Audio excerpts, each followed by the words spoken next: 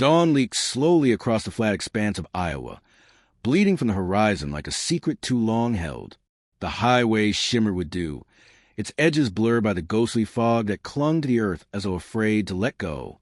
Miles of corn stretched endlessly on both sides, rows so perfect, so still, they might have been drawn by hand. Earl McKinney had been driving since midnight, hauling a half-empty load of aluminum parts east toward Davenport. He'd gone through his second thermos of coffee and his third radio station when he saw the figure. At first it was just a shape, something pale moving between the stalks of corn, keeping pace with his truck for a few seconds, then breaking away toward the road. He eased off the accelerator, thinking it was maybe a farmer or some lost kid cutting across fields before sunrise. Then the man stepped onto the asphalt. Earl hit the brakes. The air hissed around the cabin as the rig groaned to a halt. The man stood right in the middle of the lane, barefoot, in what looked like a charred military flight suit. Steam rose from the fabric where it had been burned through in places, exposing pale skin beneath. His face was expressionless, but his eyes, God, those eyes, caught the dawn and threw it back like mirrors. Earl rolled down the window halfway, his hand hovering near the door handle, just in case. "You all right there, buddy?" he called out, his voice swallowed by the quiet. The man didn't answer. He just looked at Earl for a long, unbearable moment, as if studying not the driver but something behind his eyes. Then he said a single word, flat, mechanical, but alive with some hidden weight. "Orbit." The sound hung in the air longer than it should have, echoing faintly against the silence of fields. Earl blinked, unsure if he'd heard right. "Orbit?" he repeated. "What the hell's that supposed to mean?"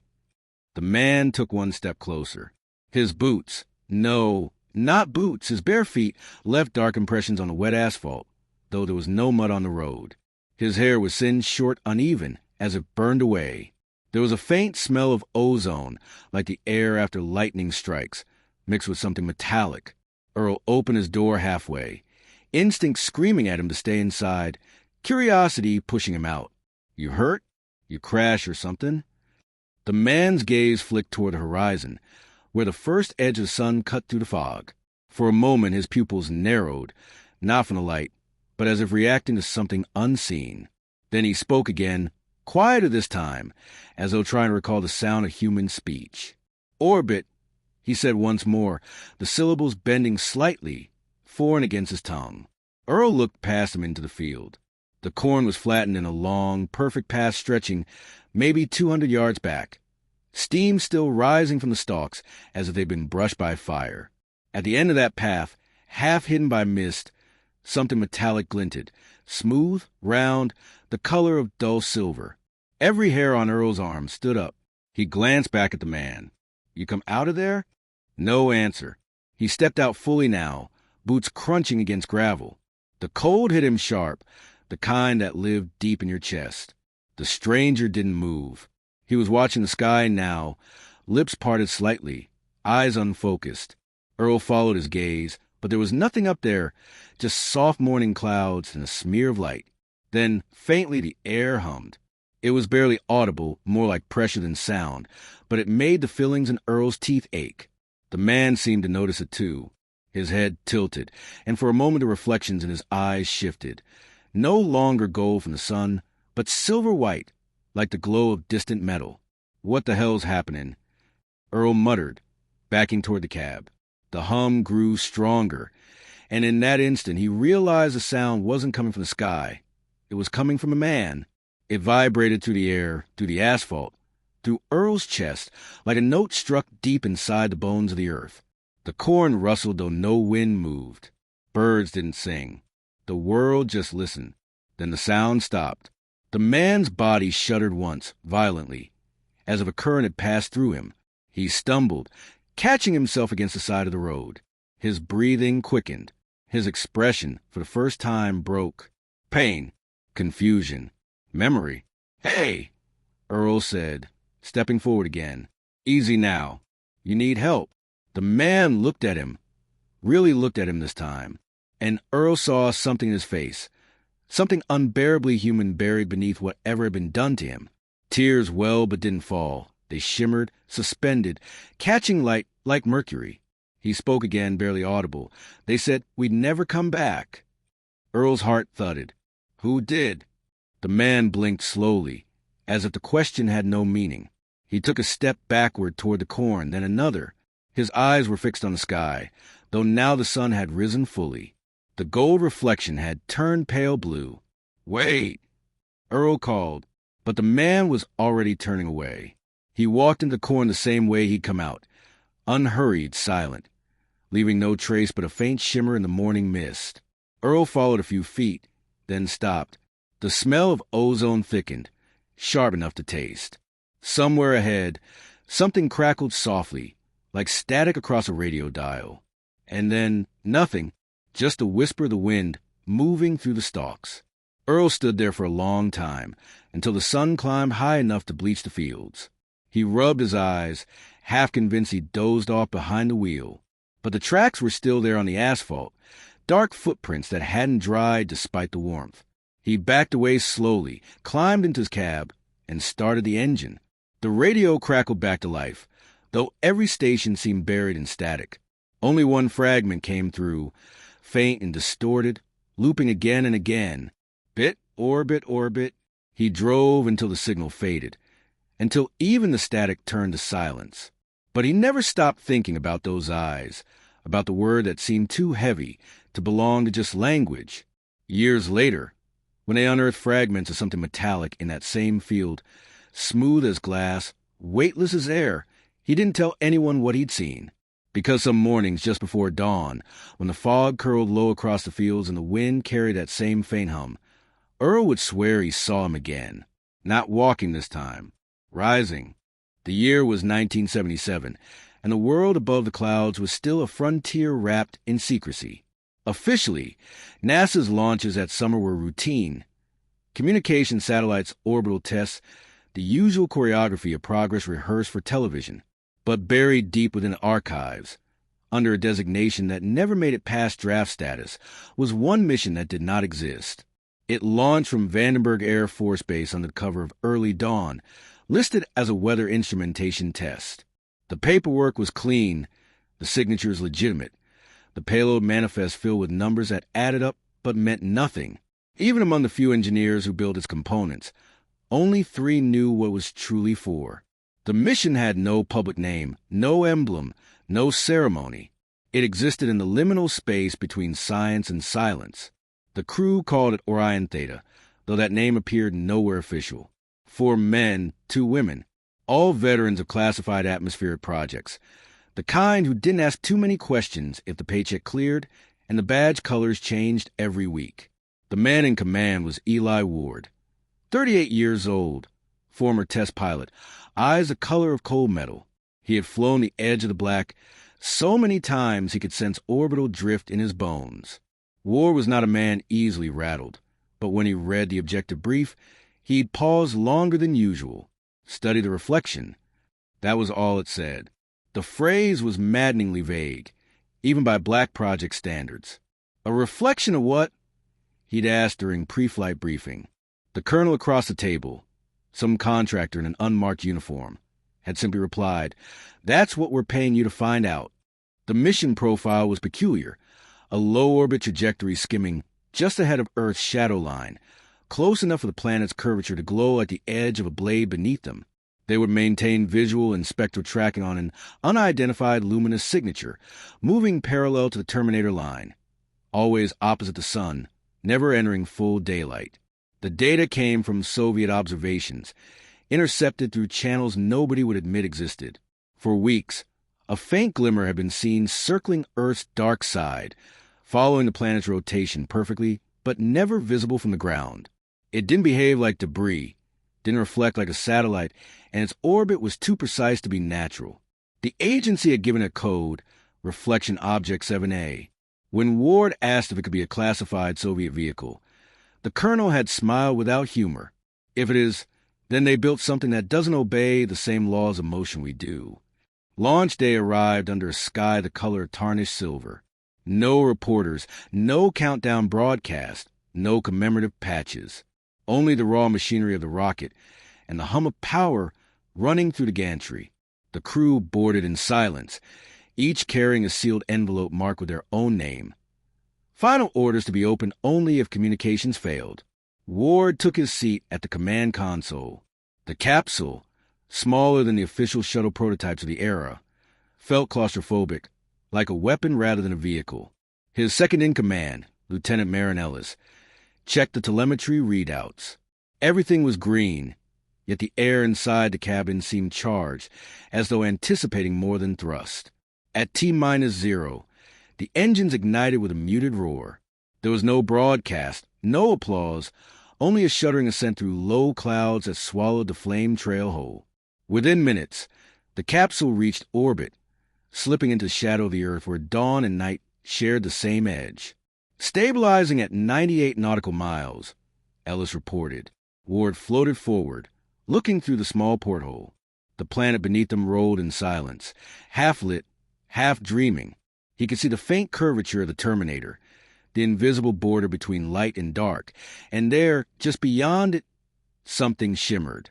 It wasn't bright enough to be a satellite flare, nor steady enough to be reflection from the sun. It pulsed softly, rhythmically, like breathing light. The sensors caught it too, a faint oscillation repeating every 7.2 seconds, consistent, deliberate. Confirming target, Ward said quietly, Object 7A in parallel vector, maintaining equatorial path. No one spoke for a moment. The object seemed to mimic their orbit exactly, always keeping the same distance, never closing, never drifting away. It was as though a mirror version of their craft hovered on the other side of night, tracing their movements. Telemetry doesn't match any known orbital debris, Ellis murmured. It's like it's adjusting for our trajectory in real time. Ward frowned, switching the external feed to thermal. The screen went dark. No heat signature, no reflection at all. Yet visually, the glow persisted, faint and alive. It's not reflecting sunlight, he said. It's reflecting us. What do you mean, sir? He couldn't answer. The light shifted then, tilting slightly, and for the briefest instant he thought he saw a structure within it, geometric, crystalline, impossible to define. Then it vanished, dissolving into shadow as their orbit carried them over the Pacific. The silence in the capsule thickened. Ward could hear the rhythmic hiss of the oxygen regulators, the faint creak of metal contracting in the cold. He keyed the recorder.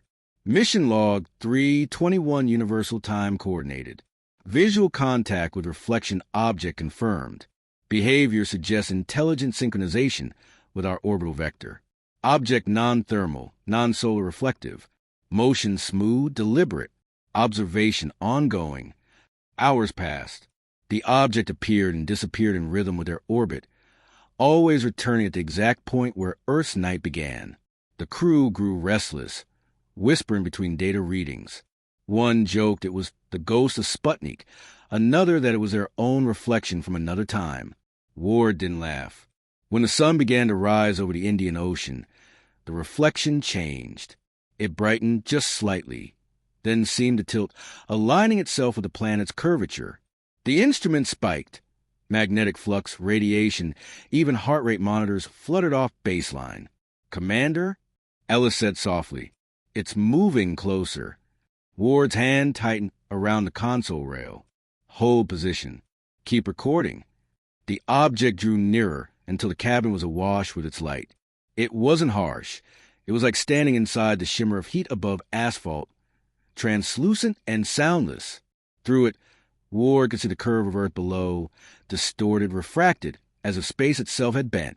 And in that impossible distortion, for a fraction of a second, he thought he saw a face, his own, reflected back within the glow, older, eyes empty, mouth forming a word he couldn't hear. Then everything went black. The capsule lost contact for 137 seconds. When telemetry returned, the reflection was gone. The crew reported no memory of what occurred during the blackout. The mission log ended abruptly. Officially, Orion Theta never flew. The launch was erased, the telemetry buried, the crew reassigned to unrelated projects. Eli Ward's name appeared once more in 1980, attached to an accident at Edwards Air Force Base. Classified details followed him to his grave. But among those who worked the night shift at Vandenberg, rumors lingered.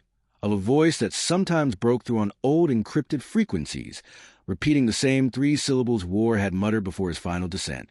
"We saw our orbit." Telemetry confirmed what no one wanted to say aloud. At first, it had been dismissed as sensor noise, mirror feedback, maybe a software echo from the hull cameras. But as the reading stabilized, the truth began to press itself against the silence of the cabin. There was a second craft, not a phantom, not debris, not a sensor ghost, but a physical object following them with surgical precision. Every time Commander Ward adjusted their position, every microburst of thrust or course correction, the unknown craft duplicated a movement down to the millisecond. Pitch, roll, velocity, it mirrored them perfectly, as though the void itself were rehearsing their every motion. Lieutenant Ellis was the first to speak.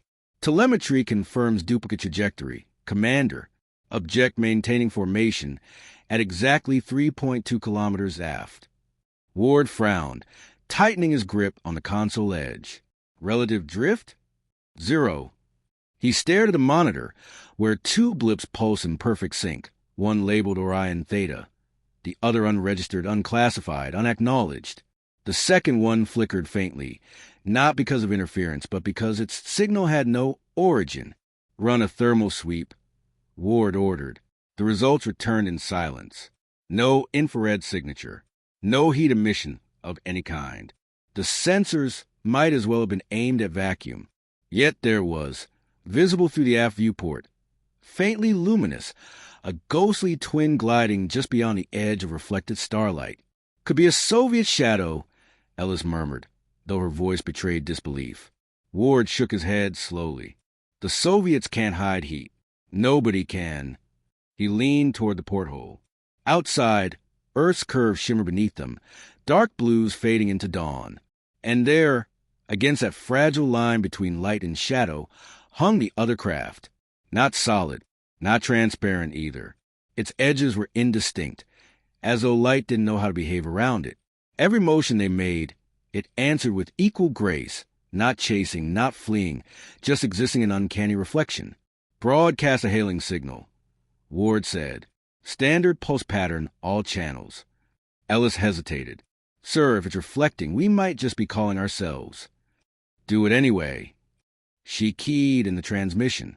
The radio array blinked alive, sending coded bursts into the void. Static returned. No echo, no bounce.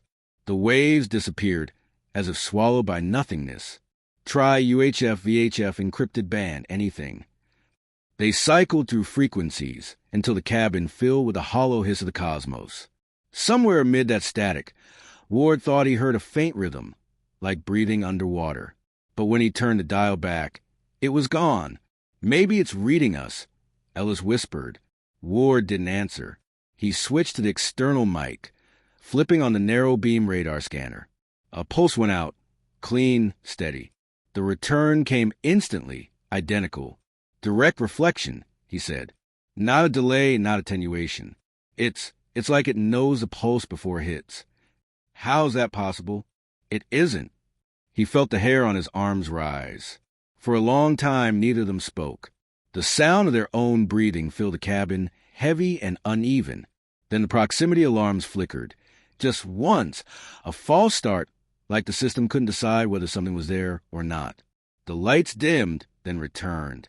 Every screen on console rippled faintly, displaying ghost images of their own instruments, as though another layer of the ship had appeared just beneath reality. Ward reached for the recorder. His hand trembled slightly, but his voice remained steady, the way it always did when the world began to tilt beyond understanding. "Mission log 612 Universal Time Coordinated. Telemetry shows second vehicle maintaining mirror flight pattern. No thermal, acoustic, or radio emission detected. Object exhibits perfect positional symmetry across all axes. Crew confirms." He stopped. The lights flickered again, brighter this time. Then everything slowed. The needles on the analog meters froze mid-twitch. The hum of the cabin system sank to a low drone, as if the ship had been submerged in molasses. Even the air felt heavier. Ellis looked up from her station. Her lips moved, but no sound came out. The glow outside intensified until every shadow vanished. For an instant, Ward could see his own reflection in the viewport. Only it wasn't his reflection. The man staring back had the same face, but older, gaunt, eyes hollowed by something colder than time. The man in the glass mouthed a single word. Stop. Ward blinked. The light collapsed. Everything went black. When systems rebooted 27 seconds later, the secondary blip was gone from telemetry. All logs from the previous 2 minutes were corrupted. Files filled with unreadable symbols and fragmented timestamps looping the same half-sentence. Crew confirms. Sorry. The final recording ended abruptly, the audio cutting mid-breath. The recovery team would later find a capsule drifting alone, orbit decaying, data tapes fused by an unexplained surge. The last legible line from Eli Ward's personal log was written in pencil, pressed so hard it tore the paper. If it wasn't us, then who was flying the mirror? When the capsule was finally recovered, charred from re-entry and nearly swallowed by the Pacific fog, the black box told a story no one wanted to believe. The data logs had collapsed into unreadable loops, but the cockpit microphones, those humble analog backups, had survived. They captured 12 hours of sound after the official time of death. At first, it was only breathing, slow, ragged, almost mechanical in rhythm. The oxygen feed had cut off at 3:42 Universal Time Coordinated, pressure dropping to zero within minutes. By every law of biology, no one should have been alive past 3:45. Yet the tape rolled on. The breaths came steady, unhurried. Sometimes shallow, sometimes deep, like someone sleeping through the end of the world.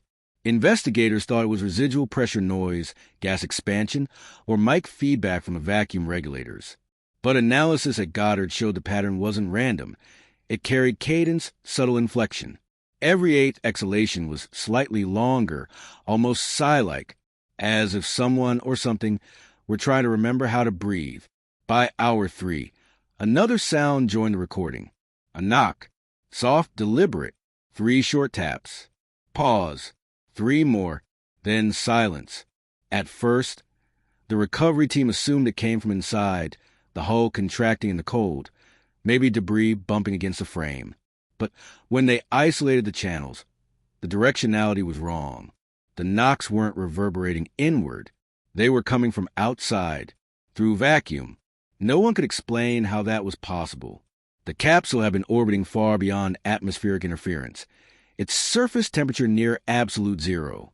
Yet the waveform showed clear transients, pressure differentials too specific to be coincidence. Knock, knock, knock, pause. Knock, knock, knock. 12 minutes later, the breathing changed. It deepened, synchronized with the knocks, as if responding.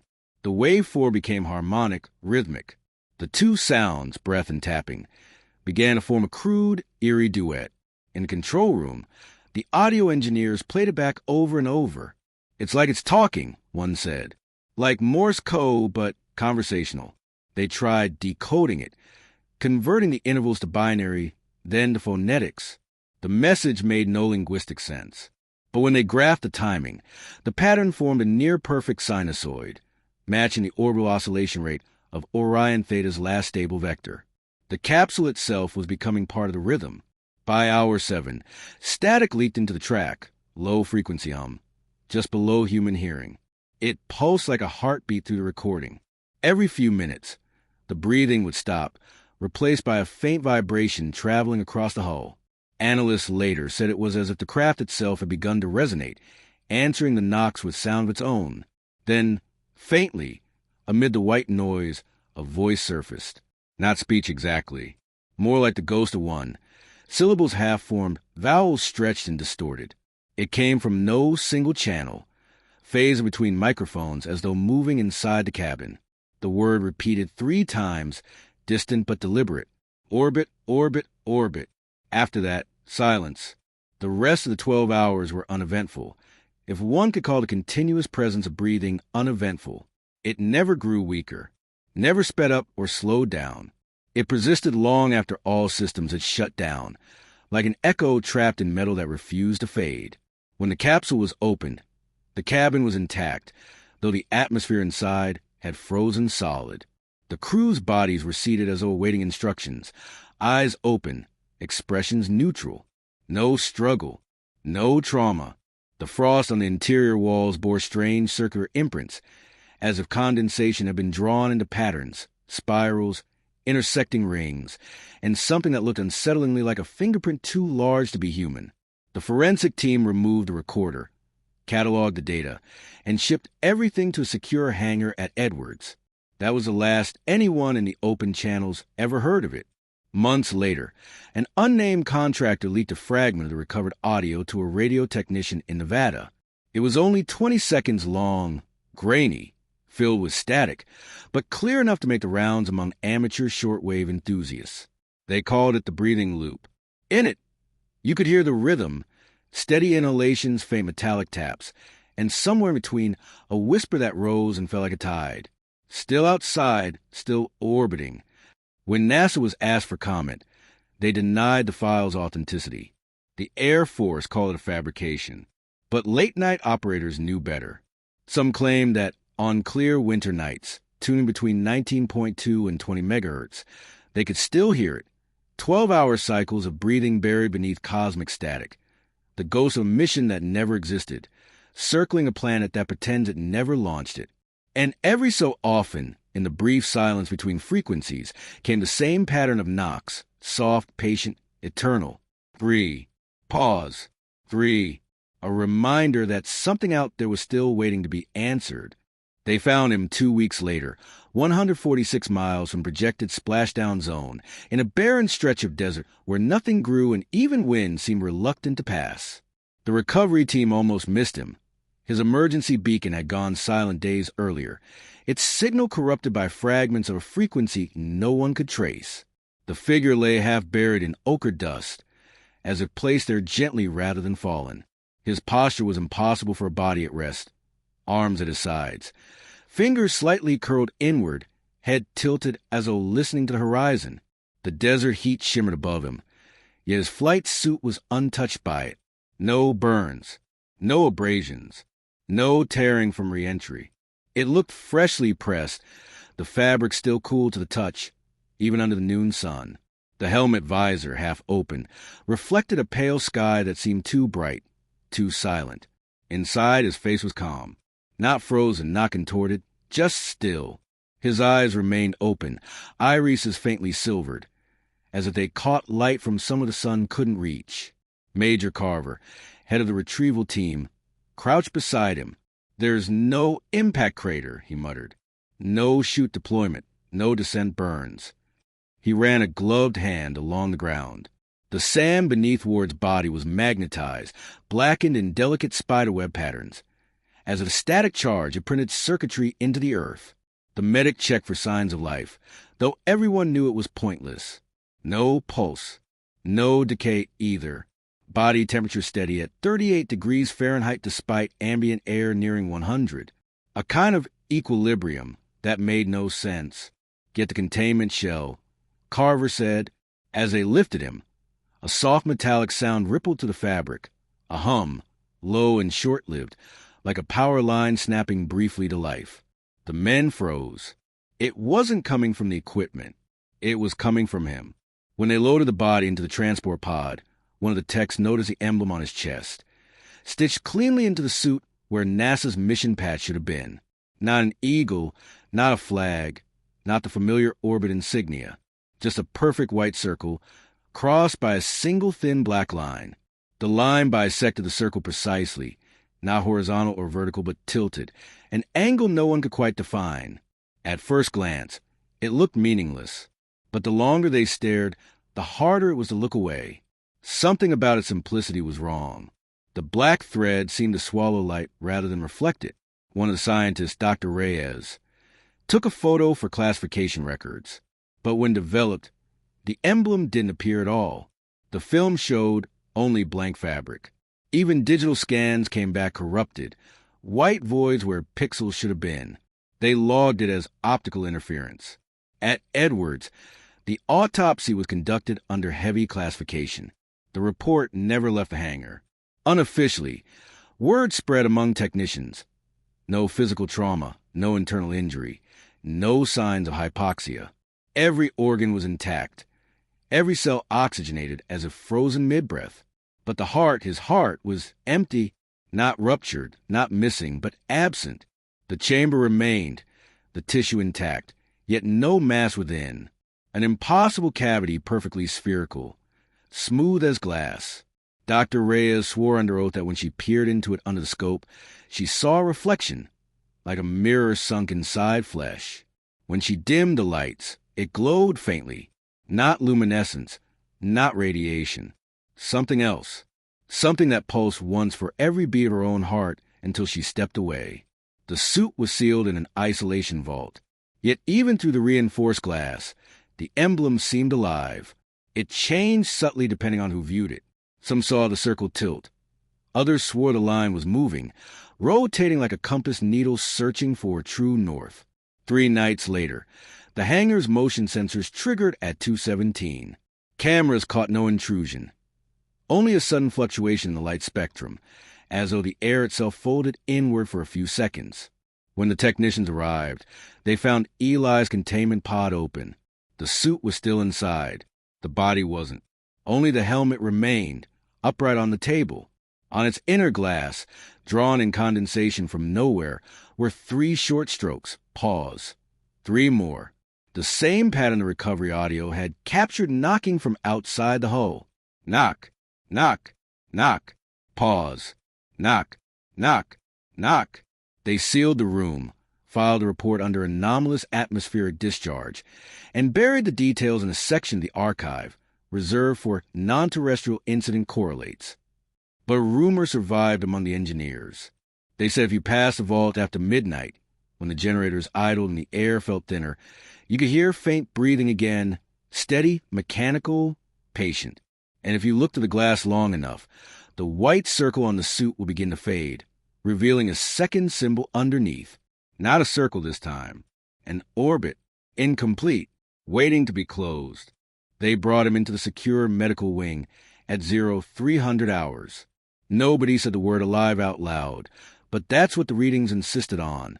Eli Ward, declared dead, autopsied, sealed, and missing, was sitting upright on the examination cot when they opened containment room. His eyes tracked them as if he'd merely been waiting for someone to notice. The floodlights painted his skin a sterile white, yet beneath the surface something faint moved, pulsing threads of blue light that seemed to flow with his veins. Dr. Reyes was the first to approach. "Commander Ward," she said carefully, though her voice trembled. "Can you hear me?" He blinked once. Just once. Then nothing. The monitors flickered with contradictory data. His heart rate registered at 9 beats per minute, steady as a metronome. Blood pressure unreadable. Core temperature hovering at 33 degrees Celsius. When the nurses tried to draw blood, it resisted the needle like slow mercury, clinging to the metal before finally yielding in sluggish drops. The sample shimmered faintly under the lab lights, clear, almost translucent, with hints of blue phosphorescence that refused to separate in centrifuge. "Plasma densities off the scale," whispered one technician. "Electrolyte patterns, alien." Dr. Reyes shot him a look. "Don't say that word again." Still, she couldn't deny the impossible. The blood's composition shifted every few minutes, as though adapting to something unseen. Its proteins folded and unfolded in rhythmic patterns, aligning with the hum of the room's electrical current. When they scanned his hands for identification, the system failed. No fingerprints. The ridges had vanished, smooth as polished glass. Even his palms bore faint circular impressions, like residual burns shaped by geometry rather than flame. Under blacklight, his veins glowed faintly.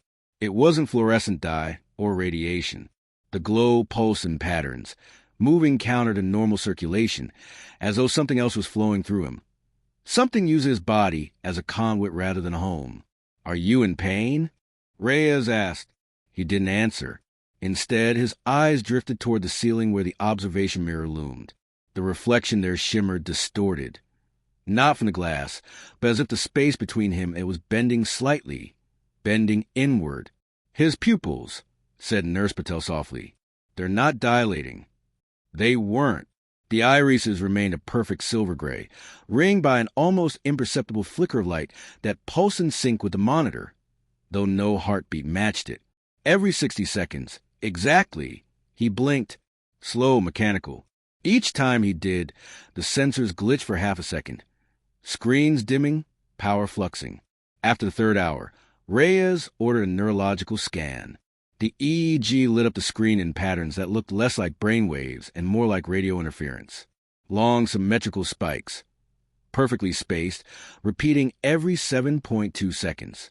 The same frequency log from reflection object 7A in orbit. Reyes leaned closer to the monitor. It's the same rhythm. He's still connected. Patel swallowed. To what? No one answered. Eli's breathing deepened, almost imperceptibly, as if in response. The air around him felt charged. The hair on the backs of their necks rose. Static crept across the monitors. From somewhere inside the room came a faint, rhythmic clicking, metal tapping metal. Knock, knock, knock. Pause. Knock, knock, knock. The same pattern. Again. Where's that coming from? Reyes asked. One of the orderlies turned pale. Ma'am, it's coming from his chest. They froze. The stethoscope confirmed it. Not heartbeat, not breath, but mechanical resonance, echoing softly from within the rib cage. Eli slowly turned his head toward her. For the first time, he spoke. His voice was raw, hollow, like sound forced through an empty instrument. It's learning. The lights dimmed. The blue glow under his skin brightened, traveling up his arms, across his throat, pooling faintly around his eyes. He blinked again, slower this time, and for a fraction of a second the pupils vanished, replaced by twin reflections. 2 white circles crossed by thin black lines. Reyes stepped back. Eli, who's learning? He tilted his head slightly, as if listening to something only he could hear. Then, softly, not who. The monitors spiked. Static burst from the speakers. The same distorted hum recovered from the capsule recordings. Orbit, he whispered. It never ended. Then silence again. His expression reset, blank. The blue light retreated beneath his skin. Dr. Reyes stood motionless, her reflection trembling in the observation glass. Keep him under surveillance, she said finally. No one enters without authorization. But even as she left the room, Eli's eyes followed her in the mirror, not directly, but through the reflection. The angle was impossible. His face turned toward the wrong side, his mirrored self watching her long after the real one had gone still. And when the last nurse switched off the light, the black-light glow remained, veins shining faintly through his skin, tracing perfect circular paths that connected and intersected, forming one unmistakable symbol across his body, a white circle, crossed by a thin black line. At first, they thought he was humming. The sound began faintly, beneath the usual static hiss of the monitors, barely audible, like feedback leaking from a distant radio tower. But it wasn't random. It was measured, patterned. Eli's mouth moved without shaping words, his lips parting only enough to release a slow, resonant tone. The pitch shifted in intervals, perfect fourths, then minor seconds, then harmonics no human throat should have been able to produce. The air in the containment room vibrated as if tuning itself to him. Dr. Reyes was called from the observation deck. She entered quietly, joined by an audio technician from Langley. The sound pulsed through the glass before they even opened the door. It was beautiful, unsettling, mathematical. Get a spectrogram, Reyes said. They recorded 20 minutes of the emission. Though it didn't feel like a recording session, it felt like standing inside a machine that was remembering how to sing. The pitch wasn't constant. It shifted in microtonal increments that formed repeating geometric ratios. When visualized, the waveform displayed concentric rings radiating outward, faint spiral between them, as though it wasn't sound at all but structure. The technician leaned closer to the monitor. He's modulating over 20 simultaneous frequencies, he said, are replacing fear. Some are below hearing range. Some are above it. Reyes frowned. You mean ultrasonic? He hesitated. Higher, beyond measurable. The equipment's folding harmonics into noise.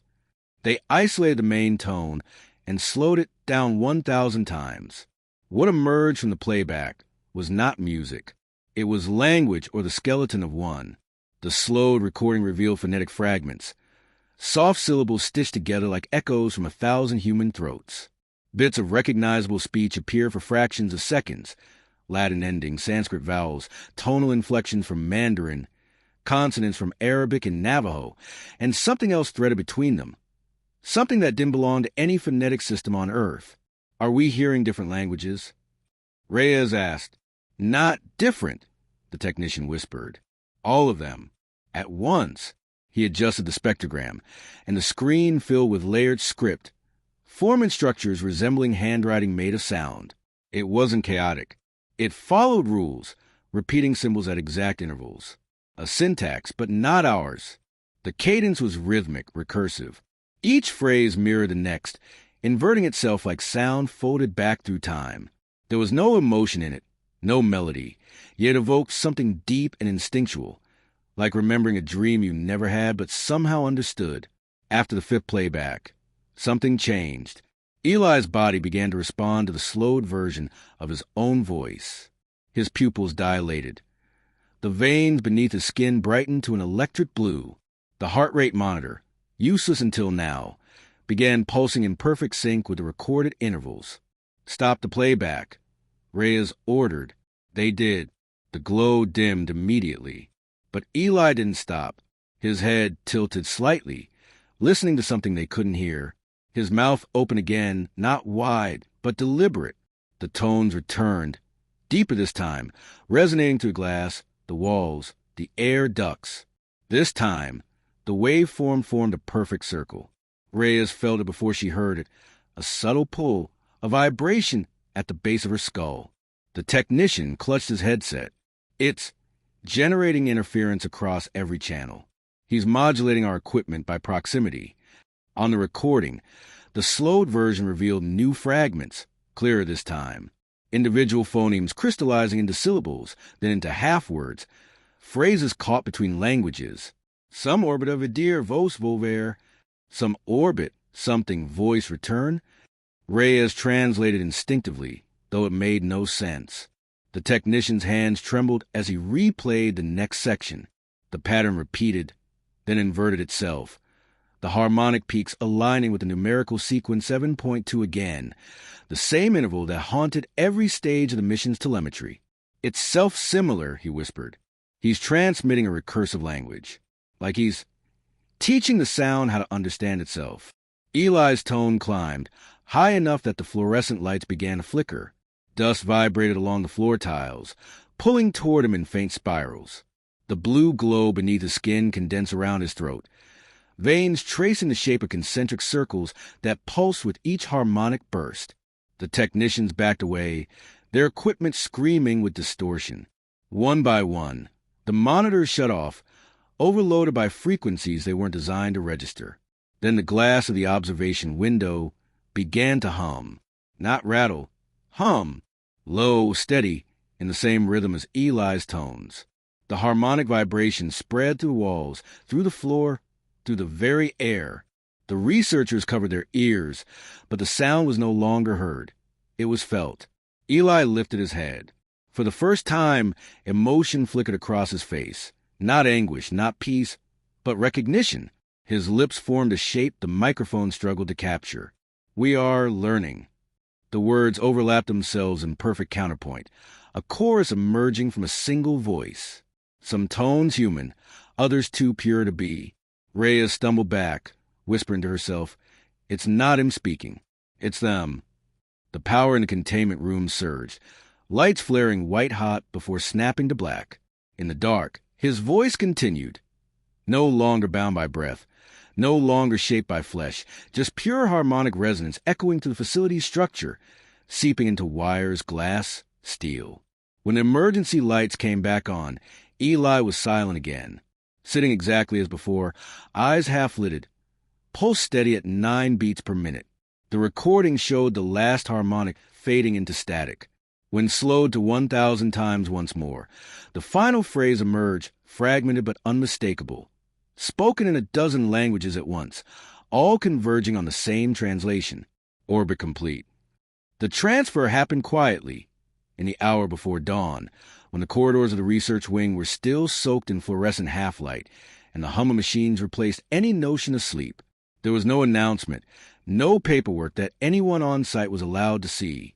Only a convoy of black trucks with no markings, their license plates masked, engines idling with the precision of ritual. Men in unadorned uniforms arrived. No rank, no insignia, no words exchanged. They carried new credentials printed on glossy black laminate, bearing a single white circle crossed by a thin line. Dr. Reyes protested. She followed them to the corridor, demanding authorization, insisting that Eli was still medically unstable. The lead officer, if that's what he was, paused only once, long enough to tell her, "He's not a patient anymore. He's a signal." That was the last she saw of him. The next day, her security clearance was revoked, her lab sealed, her access terminated. The official memo referred to a reassignment to civilian oversight, but everyone knew what that meant. Months later, deep inside Wright-Patterson Air Force Base, in an underground complex without an official name, Eli Ward's existence resumed, off the books, off the record, under a newly designated program known only by its internal code name, Project Orbital Ghost. The reports that survived, fragmented, declassified decades later, read like fragment of a dream that refused to end. He was kept in an anechoic chamber, walls lined with jagged black foam that devoured sound so completely that even one's heartbeat seemed stolen. The scientists called it silence perfect enough to kill an echo. Inside, Eli sat at the center, motionless, eyes half closed, pulse steady at its impossible rhythm.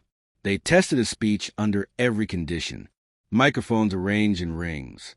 Magnetic field sensors embedded beneath the floor. Each time they spoke to him, he remained still for long minutes before responding.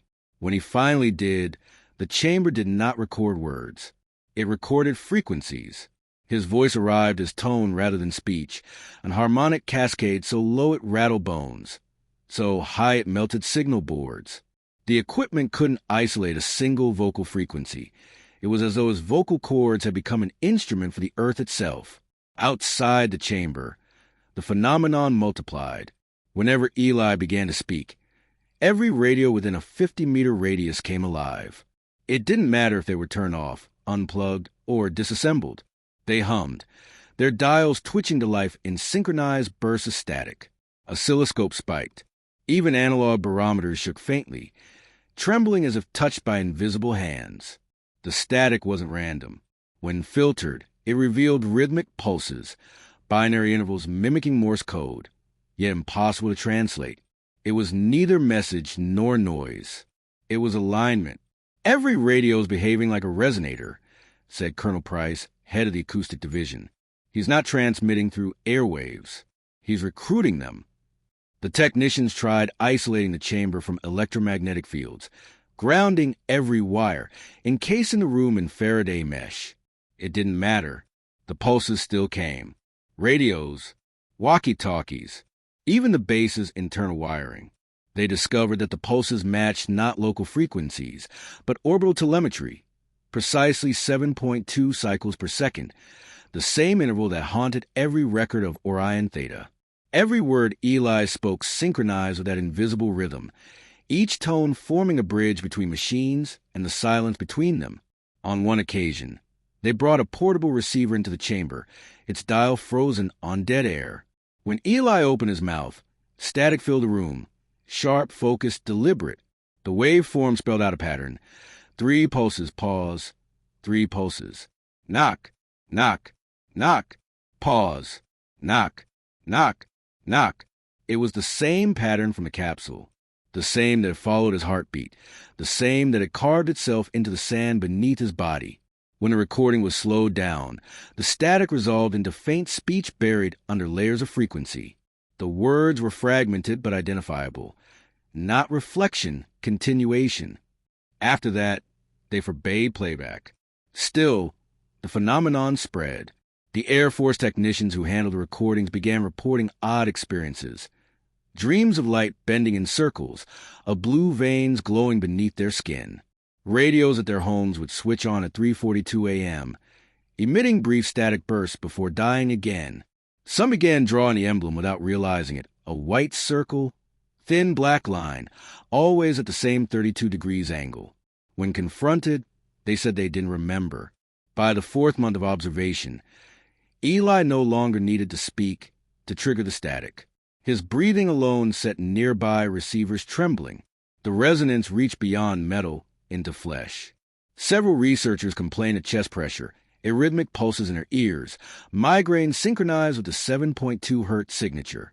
Medical scans showed no physical cause. The body had simply begun to listen. In the chamber, Eli would sometimes raise his head, as though hearing something distant and enormous.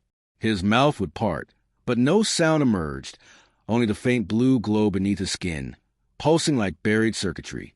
On a classified memo dated October 9th, 1980, Colonel Price wrote one final note before the program was reclassified under Civilian Aerospace Authority. Eli Ward does not speak to us. He speaks through us. Every instrument reacts not as a listener, but as part of a larger receiver. Whatever is answering isn't bound by vacuum or silence. It's orbiting still. After that, Project Orbital Ghost vanished from the logs. But even today, radio hobbyists in the Midwest whisper about the Ward frequency, a faint, rhythmic static that appears only between 19.2 and 20 megahertz on overcast nights, perfectly synchronized to the heartbeat of whoever is listening. 3 pulses. Pause. 3 pulses. Then, faintly beneath the noise, a voice that doesn't quite belong to one person. Orbit continues. They assigned Dr. Lena or to Eli Ward under the guise of cognitive behavioral assessment, though everyone in the facility knew it was something closer to priesthood than psychiatry.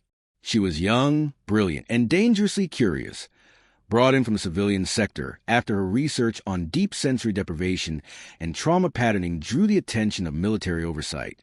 She had spent years studying how the human brain reacts to the absence of sound and time. Eli Ward, they told her, was a man stuck in that absence. Her first session took place in Observation Chamber B, a smaller, shielded room adjacent to the main anechoic dome. 2 cameras recorded everything, one infrared, one magnetic. Eli sat in the center, unrestrained, hands resting on his knees. He didn't look at her when she entered. He simply adjusted his posture, as though accounting for the gravity of her arrival. Commander Ward.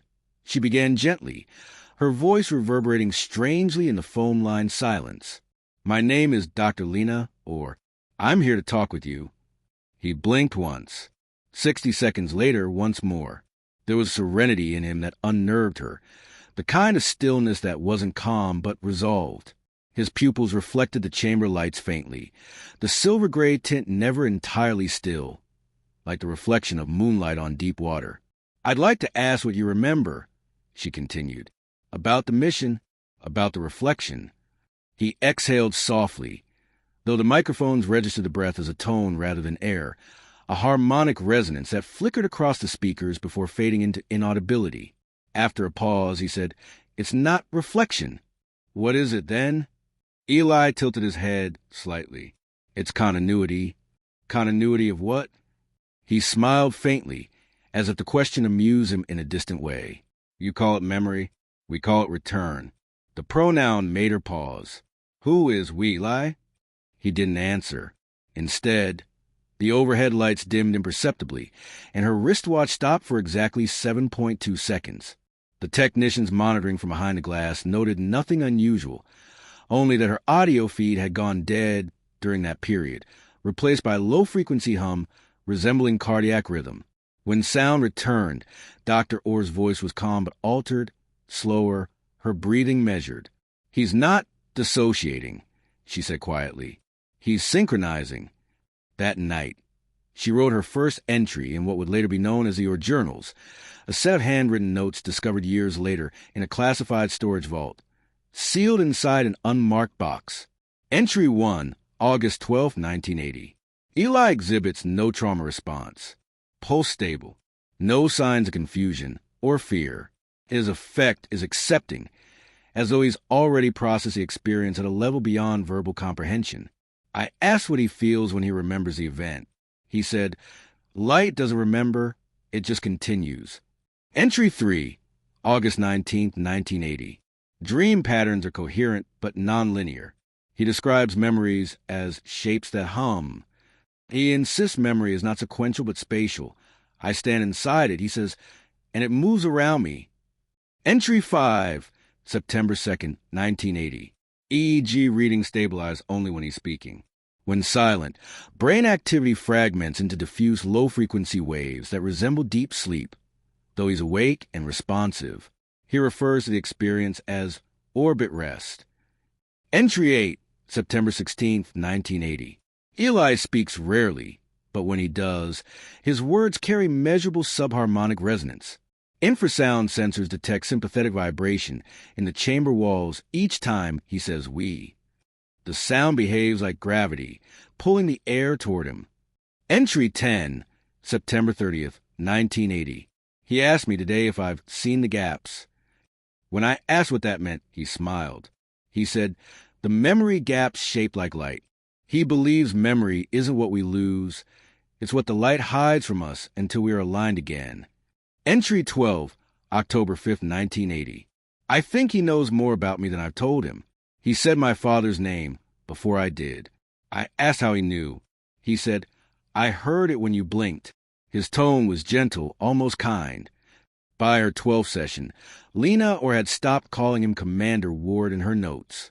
She began referring to him simply as Eli and later as the conductor.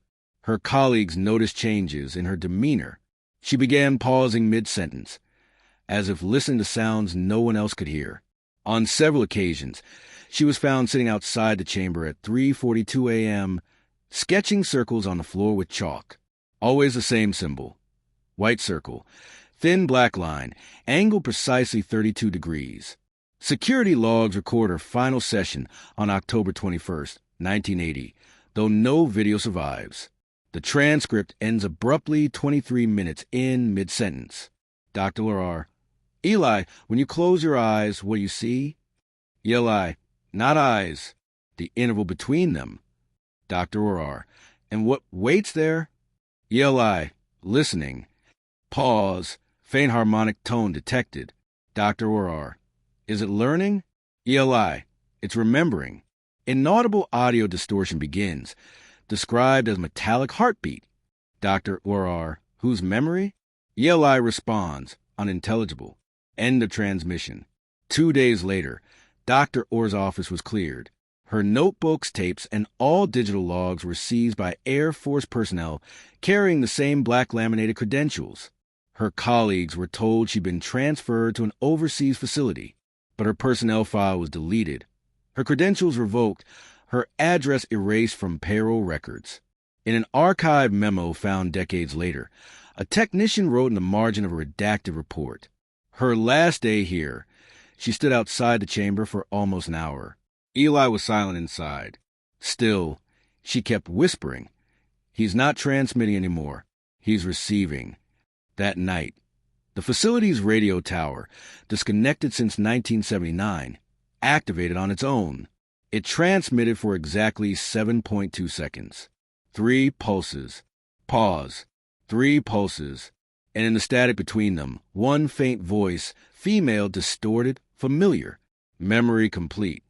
It began quietly, buried in the noise floor of orbital telemetry, the kind of anomaly that usually ends up as a footnote in someone's forgotten thesis. But this one wouldn't stay quiet.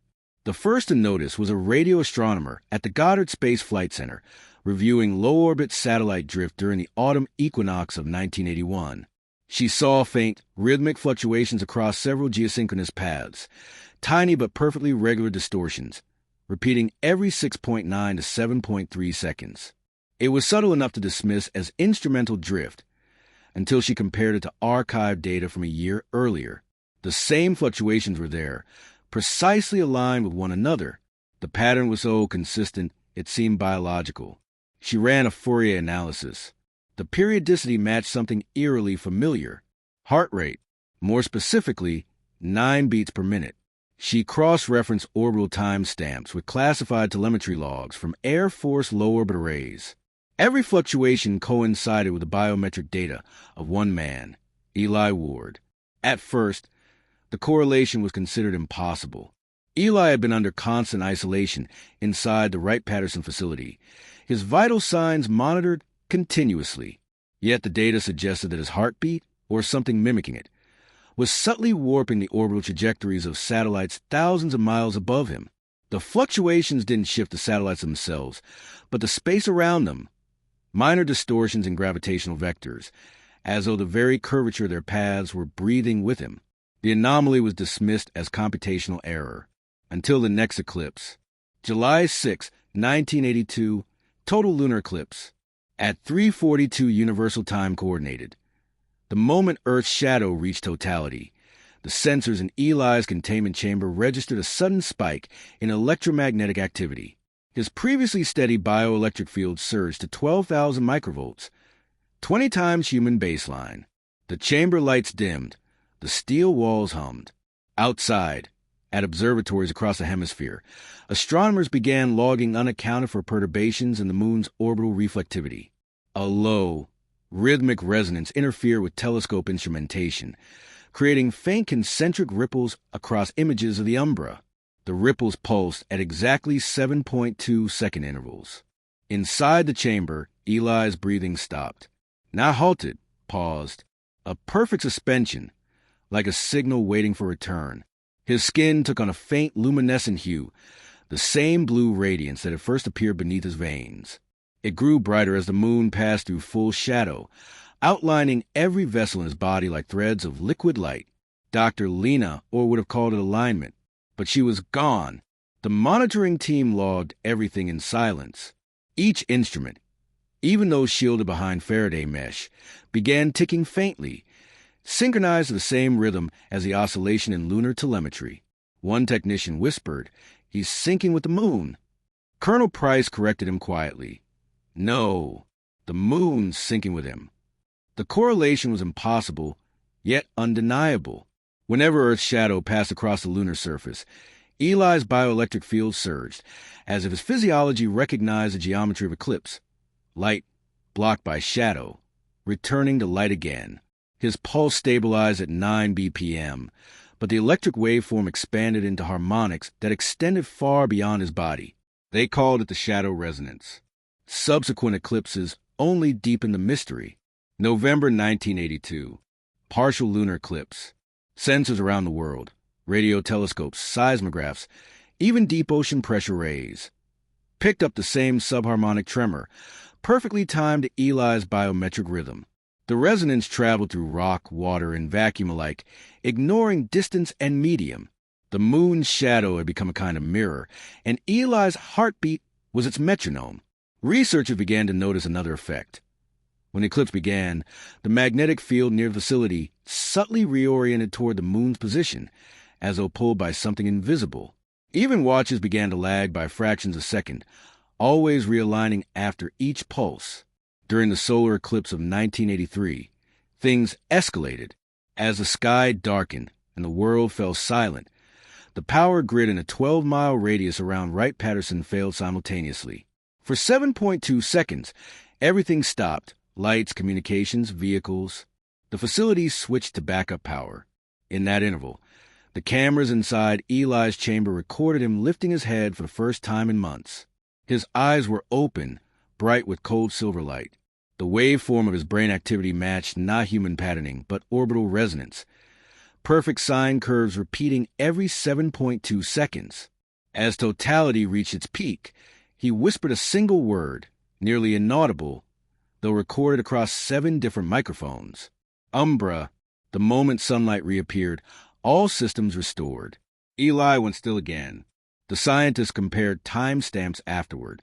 His utterance coincided precisely with the moon's greatest eclipse, down to the millisecond. Within weeks, the Department of Defense sealed every astronomical record referencing periodic orbital resonance at 7.2 hertz. Several astronomers were reassigned to non-classified projects. Observatories that had detected the lunar distortion reported unexplained data corruption. Every backup copy failed checks and validation, but a few fragments survived. Among them, a handwritten note from an anonymous astronomer, found decades later in a forgotten box of declassified sky maps. The heartbeat pattern continues even when the moon isn't visible.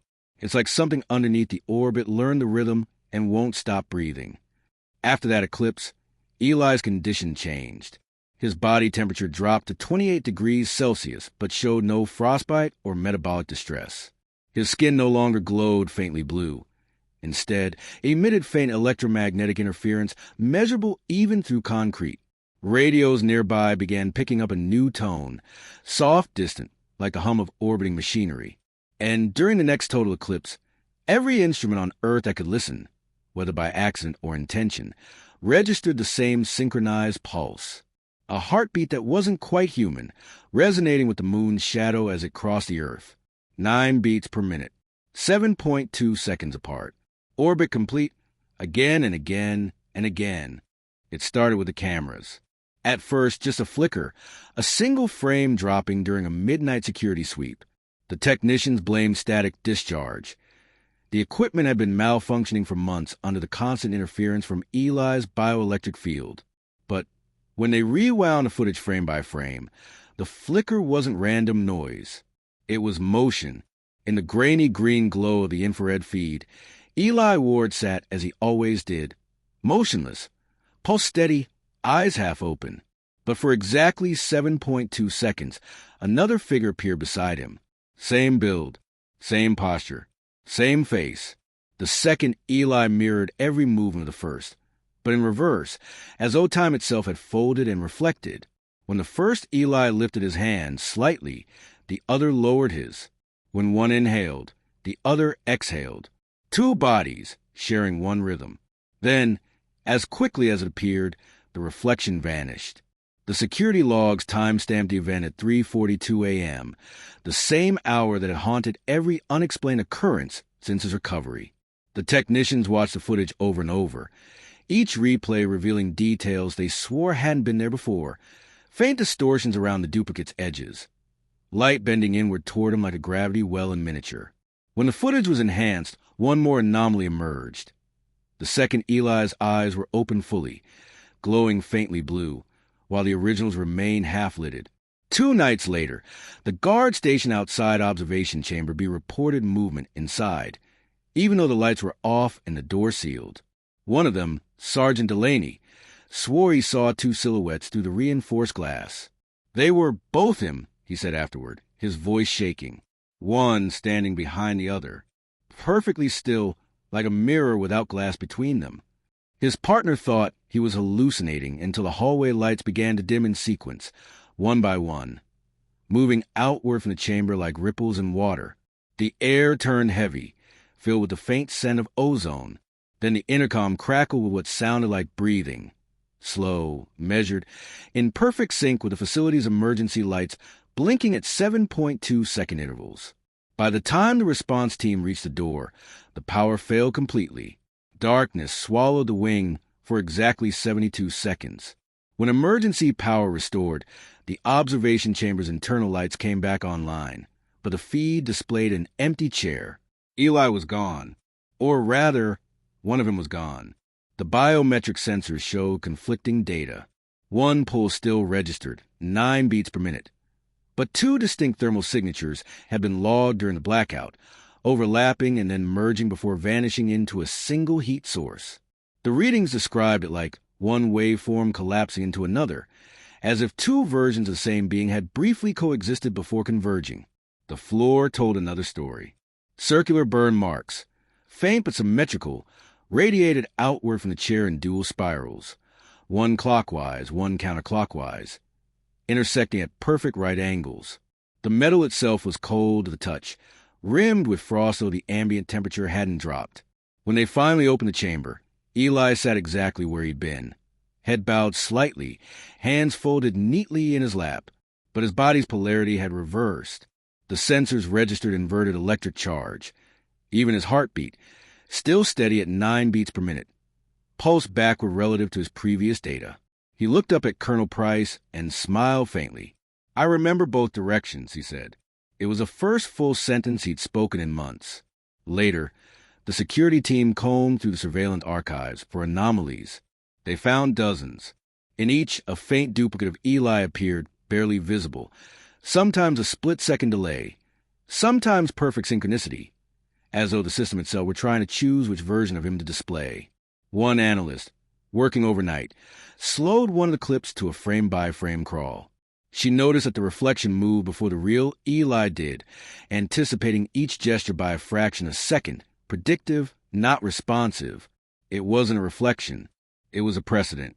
The analyst reported it to her superior. The next morning, her workstation was empty, her credentials revoked.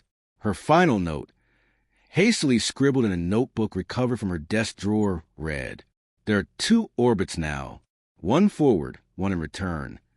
The following week, technicians began noticing faint afterimages in the observation room glass, impressions of a second figure standing just behind Eli, only visible under polarized light.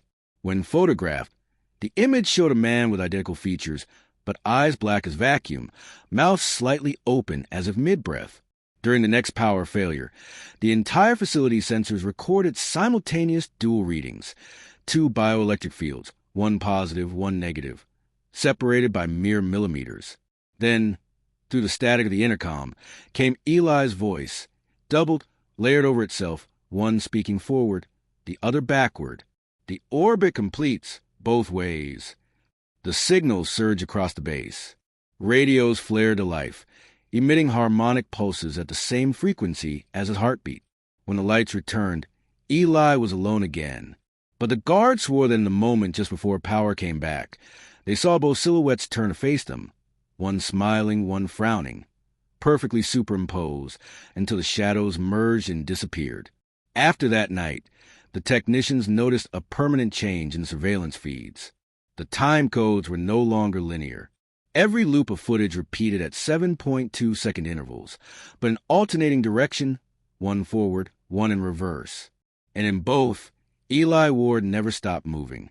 It happened on a Tuesday morning, if morning still meant anything in that subterranean facility. At 7:12, Eli's monitors began to flatten. His respiration, slow but steady for months, dropped to 0. The medical team rushed in. 2 nurses, 1 technician, Colonel Price watching from the observation deck. They surrounded him with defibrillators, injectors, oxygen masks, the futile ballet of medicine against something it didn't understand. Then they froze. Eli's chest didn't rise. His pulse was gone. His body lay utterly still, eyes open, fixed somewhere beyond the room. Yet from the walls came a sound. It wasn't a voice at first, just a vibration, like the deep thrum of machinery coming online. The microphones hidden around the chamber caught it seconds before human ears did. The oscillation registered across 7 separate frequencies, each mapped to a different harmonic of the same tone. And then, within that vibration, came language. Listening. The voice was Eli's, unmistakably his, but displaced. It didn't travel through air. It arrived fully formed inside the walls, resonating through the metal, the foam, even the concrete foundation. Every microphone captured it from a different location, as though the entire structure had become his mouth. The team stood frozen. The waveform on the monitor showed no single source, no spatial origin. The sound was everywhere at once. When Dr. Reyes arrived minutes later, the recording room was filled with overlapping voices. Eli speaking in perfect unison across multiple octaves, some impossibly high, others deep enough to shake the equipment racks. Every phrase layered over the next, forming what sounded like chords of human speech. We are within the interval, orbit between silence. Breath is unnecessary. Reyes, pale, whispered, "He's not breathing because he doesn't need to anymore." A technician tried cutting power to the microphones. The sound continued. The voice shifted frequencies to occupy the power lines themselves, emitting faint harmonic tones through the speakers even when unplugged. When they shut down the main grid, the emergency lights flickered in time with the rhythm of his words. Eli's body remained motionless, eyes still open. His lips didn't move. But each time he spoke, the air temperature dropped by 2 degrees. Instruments closest to the wall began to vibrate at resonant frequencies, delicate screws rattling loose, glass panels humming like struck crystal. The sound engineers described it as acoustic recursion, a voice folding back into itself, using the environment as an amplifier. When they ran the recordings through spectral analysis, they found something else. Every frequency component carried faint modulations, tiny embedded patterns like compressed data. When decoded as audio spectrograms, they formed shapes, concentric rings intersected by thin diagonal lines. The emblem, again, later that night, the facility's hallway intercoms activated on their own. The first broadcast lasted only 7.2 seconds. Orbit does not require vessel. The message repeated twice, then vanished into static. Technicians searched the anechoic chamber, expecting damage or power failure. Instead, they found new scorch marks tracing circular lines across the walls, perfectly smooth arcs, intersecting like magnetic field maps. The microphones, still offline, continued to record faint murmurs that no one in the room could hear. When slowed 1,000 times, the waveform contained layered phonemes in dozens of human languages, and others that matched none in known linguistic databases. Eli's body showed faint electrical activity, but no respiration, no heartbeat. His nervous system pulsed in harmonic synchronization with the chamber's walls, as though his body were simply another component in a larger network. By the third day, his voice could be detected far beyond the facility. Shortwave radio operators across the Midwest began reporting bursts of rhythmic static, identical in timing to Eli's last recorded heart rate, 9 pulses per minute. In one fragment captured in Kansas, the static briefly cleared, just long enough for a voice to emerge. "I'm not inside the walls." "You are." The recording ended with a soft, steady breath that lasted 7.2 seconds before cutting to silence. Back at Wright-Patterson, his body remained unchanged, untouched by decay, skin cool, eyes silvered. The room, however, never stopped speaking. It came from beyond the line of light. At 3:42 Universal Time Coordinated, during a routine deep space telemetry sweep, a military satellite designated Centaur 9 detected an anomaly in the X-band, an ultra-faint transmission emerging from the moon's far side, bouncing between the jagged silence of its craters. At first it looked like background interference, a brief harmonic drift across narrowband frequencies. But when the data was processed, the signal reappeared, structured, rhythmic, deliberate. The waveform was hauntingly familiar. Its intervals matched the 7.2-second cadence of Eli Ward's last known vocal emission. Every amplitude, every harmonic spacing mirrored his recorded voice patterns exactly, down to microsecond imperfections that shouldn't have survived any form of cosmic reflection. The analysts who decrypted the raw feed recognized impossible before they admitted it aloud. It was Eli, inside the Wright-Patterson facility, Dr. Reyes. One of the few remaining scientists still cleared to monitor the chamber, was called back to duty. She was escorted into the comms room, where 3 screens displayed real-time spectrum data. The signature was unmistakable, a harmonic fingerprint identical to one extracted from Eli's wall speech weeks earlier. Only now, the transmission source was 238,900 miles away, well beyond any Earth-based reflection pattern. Could be a relay echo? Reyes asked, her voice barely audible. Colonel Price shook his head. The origin point is fixed. It's not bouncing. It's broadcasting. The technicians triangulated the source to a region of the moon's far side, an area known as Maringenii, the Sea of Ingenuity.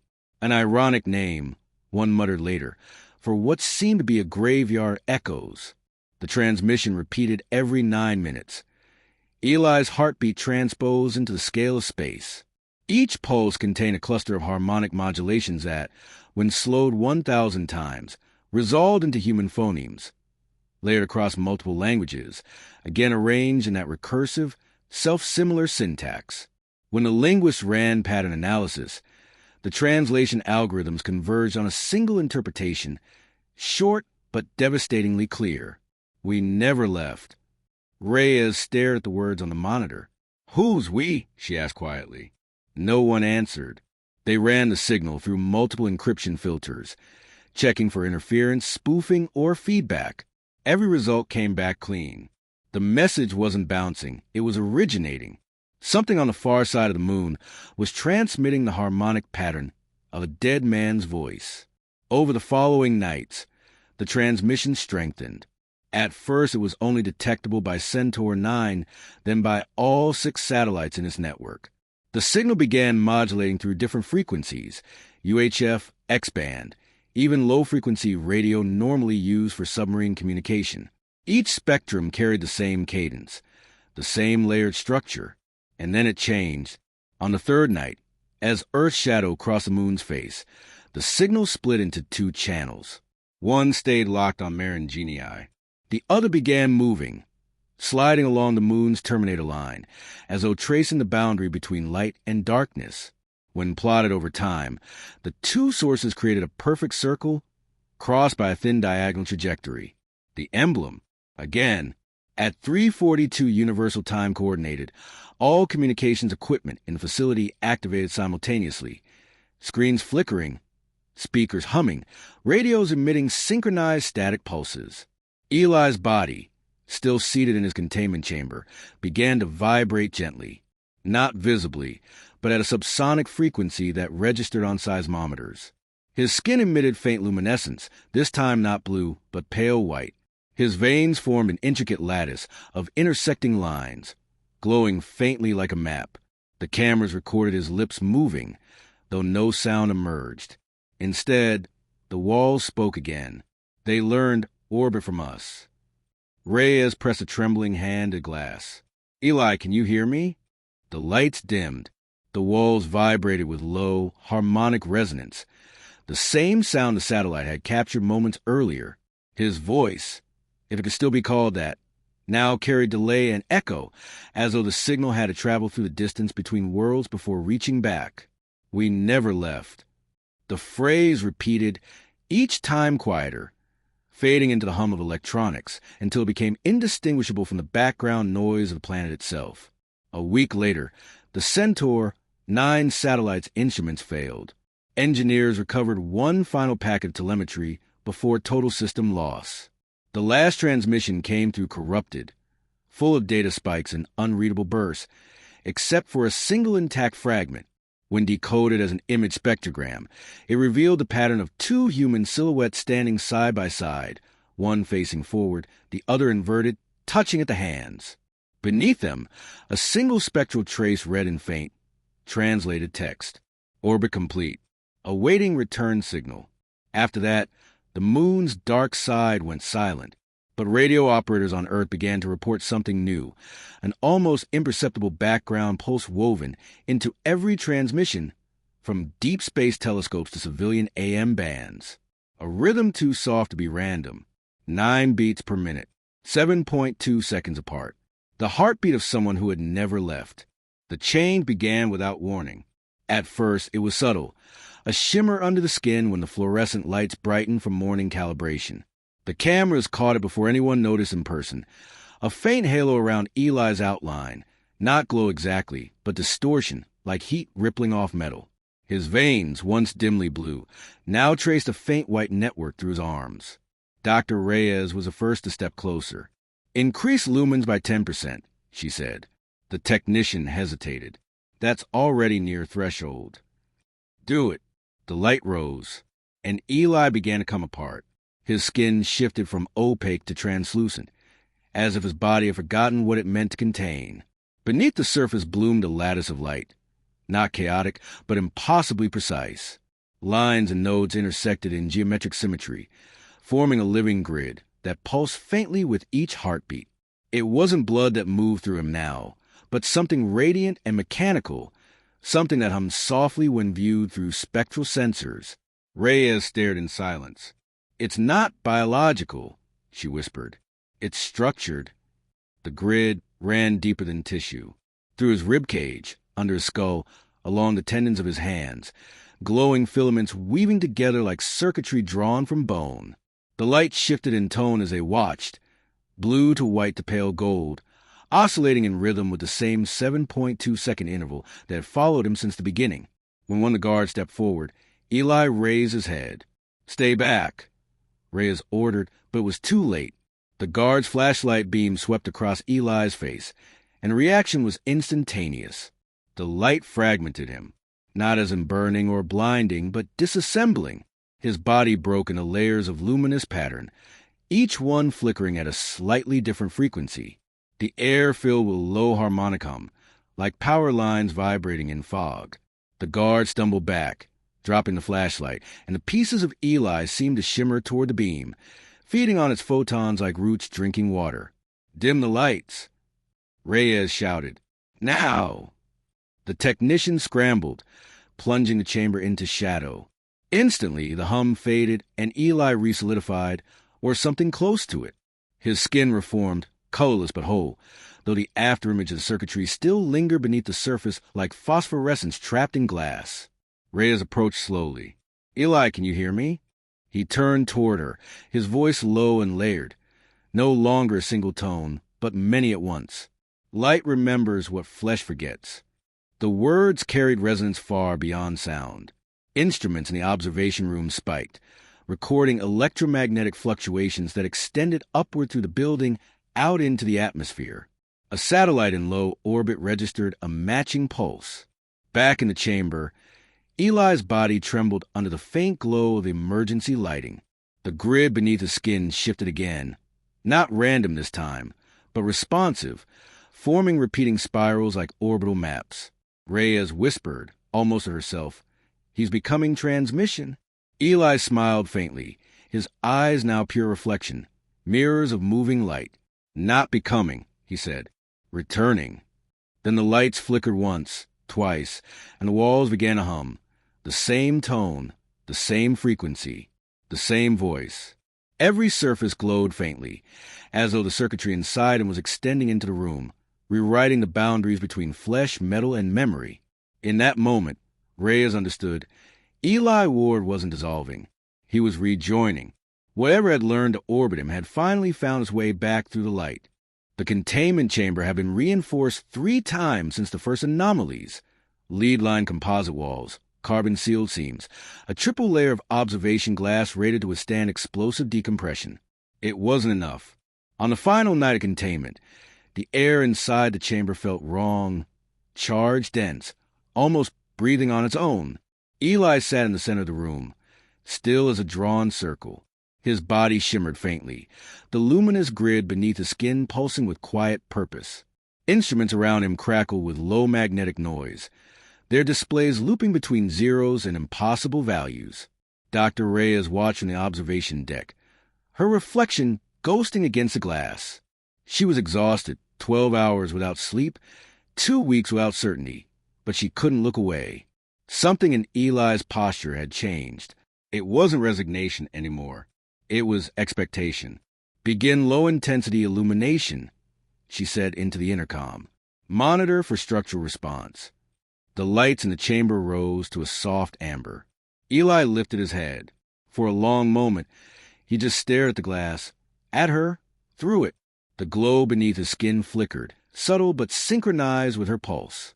She felt it, even before realizing her heart had begun to slow, trying to match him. Then he smiled. Only the reflection didn't. On the other side of the glass, his mirror self lagged behind by half a second, eyes narrowing, lips parting into a grin that didn't belong to the body producing it.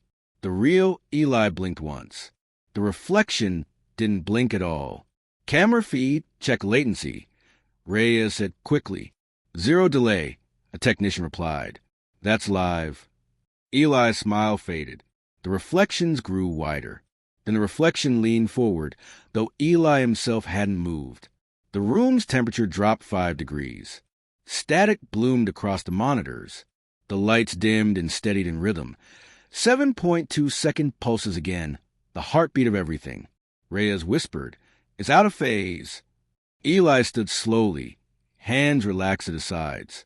The reflection stood too, only slightly out of sync, like a film reel slipping off its sprocket. When he turned his head left, the reflection turned right, a perfect inversion. He raised his hand, palm toward the glass. The reflection raised its too, but from inside it, the surface began to ripple. At first it looked like heat distortion, a shimmer across the thickness of the pane. Then the texture changed. The reflection's hand pressed forward, and the glass yielded. Not cracked, not shattered, yielded. The reinforced surface rippled like liquid mercury, distorting the reflection until the two images, the one in the room and the one behind the glass, began to merge. "Shut it down," Reyes shouted. "Kill power to the chamber." The command came too late. The lights inside the containment room flared white, drowning Eli's form in radiance. His body's grid expanded outward in luminous threads, crawling across the walls, the floor, and into the liquefying glass. The surface bulged outward, forming waves that distorted the reflection beyond recognition. Yet somehow it kept smiling, wider and wider, until the mouth became an arc of light.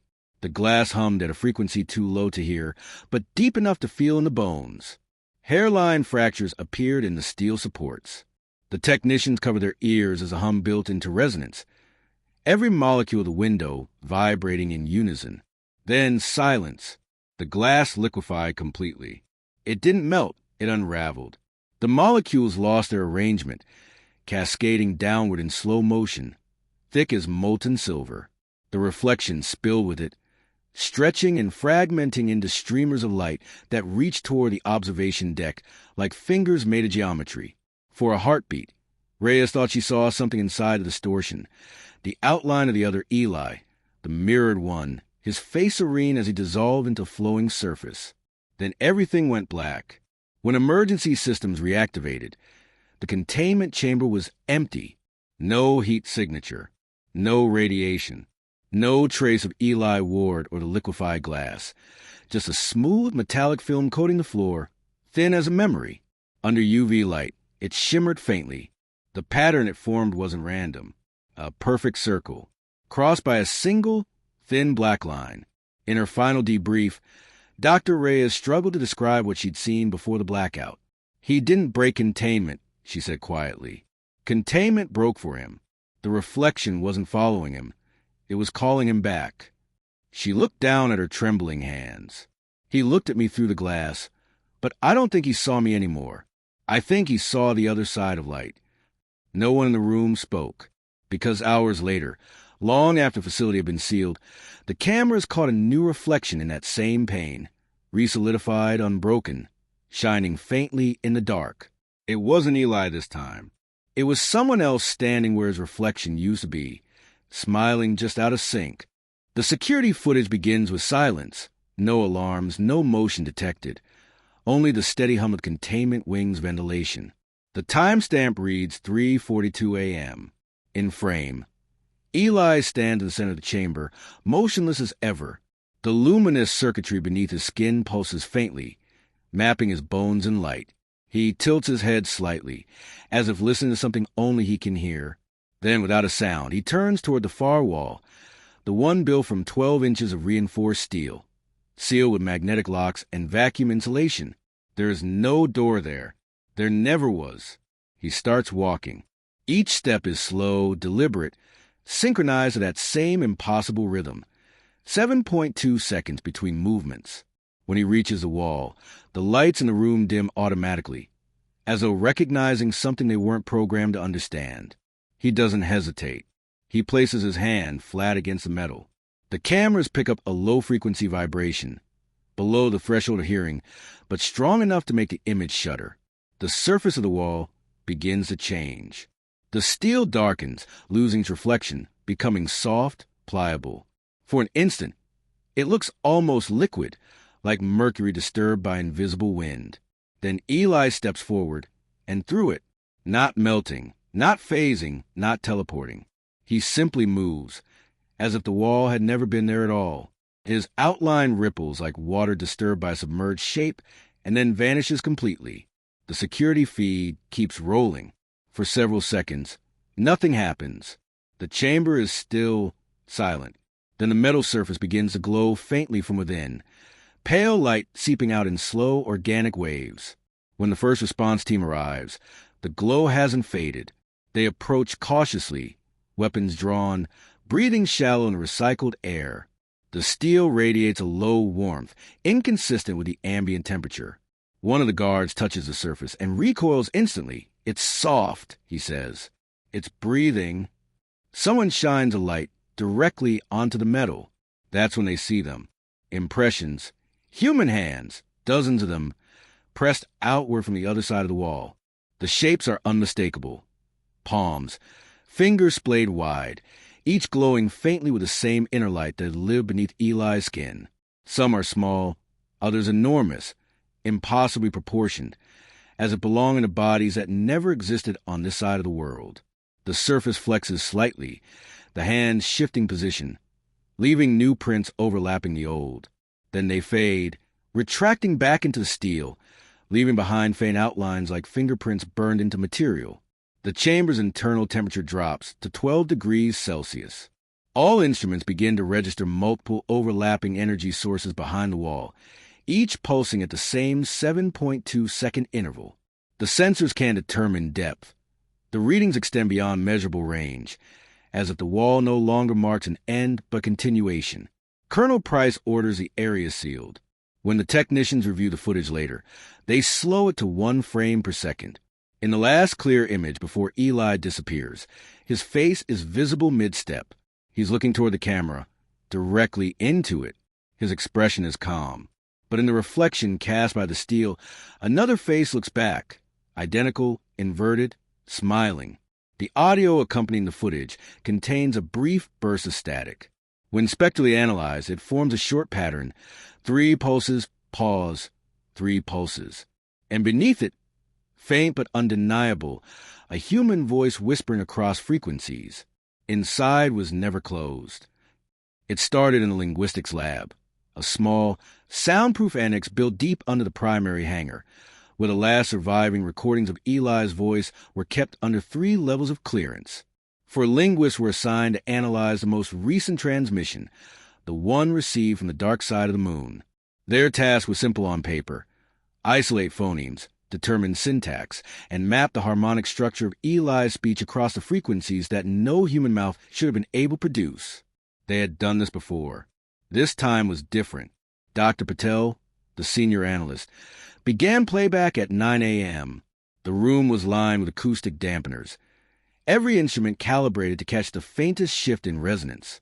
The audio started as a low hum, layered with harmonics barely above the threshold of hearing. At the 7.2-second mark, the pattern that haunted every trace of Eli's existence, the waveform changed. The hum resolved into rhythm, then into pulse, then, for an instant, into something that felt like breathing. The linguists leaned in, mesmerized. The sound was incomprehensible yet familiar, like a forgotten lullaby sung underwater. Their screens filled with dense spectrograms that bent and folded into shapes almost resembling written language, circular glyphs intersected by thin diagonal lines. At 9:07, the first anomaly occurred. Dr. Patel opened her mouth to comment, and nothing came out. No sound. Her throat moved, her jaw strained, but silence filled the space. The others laughed nervously until one by one, they realized the same thing was happening to them. They could no longer speak. Every attempt at forming words resulted only in faint clicks of the tongue, fragments of vowels with no pitch or direction. Their hands trembled as they gestured frantically, but none could make sound. Panic filled the room. It was the quietest panic imaginable, a nightmare enacted in total silence. Outside, technicians noticed the power fluctuations. The EEG monitors attached to the linguist spiked into near-perfect synchrony, a slow 9-beat cycle, steady and inhumanly regular. The rhythm matched Eli's pulse exactly. Medical staff rushed in and found the 4 scientists sitting motionless, eyes half open, pupils dilated to silver pinpoints. Their brain activity had synchronized into the same waveform, identical across all individuals, as if a single electrical pattern was passing through them in sequence. They remained that way for nearly 4 hours. When the episode ended, speech returned suddenly. Each of them exhaled at the same instant, as though surfacing from deep water. Their first words were identical, whispered in unison. He was listening back. Later analysis of the event revealed another layer of horror. The recording equipment, thought to have captured Eli's voice, had in fact been silent during the entire 4 hours.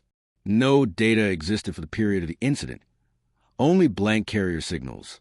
Whatever they had heard hadn't come from the playback system. It had come from somewhere else. The linguists were quarantined. EEGs continued to show residual synchronization. their brain waves pulsing faintly at the 7.2-second interval long after exposure. Some reported hearing soft whispers and the hum of air conditioning or fluorescent lights. Faint voices repeating fragments of Eli's last transmission. "We never left, we never left." Dr. Patel's final written note, found later on her desk, was brief. Speech wasn't taken from us. It was borrowed. We were being translated. When investigators reopened the recording vault that night, the spectrographs on every monitor glowed faintly even though the systems were off, circles crossed by a thin diagonal line, pulsing 9 times per minute, like a heart that refused to forget its rhythm. It arrived on a rain-soaked morning 23 years after Wright-Patterson shut down what remained of Project Orbital Ghost. Dr. Lena Orr had long since disappeared from the public record, living under an assumed name in the quiet anonymity of the Pacific Northwest. She taught part-time courses in linguistics at a small college and told no one about the man she once studied, the voice that had spoken through walls and machines. By then, she rarely dreamed of him. Rarely, until the package came.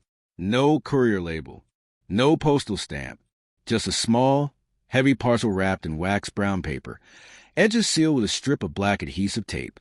Her name, her real name, Dr. Lena Orr, was written in small block letters, the ink slightly iridescent like it caught light from beneath. Inside was a lead-lined box. Inside that, a vial.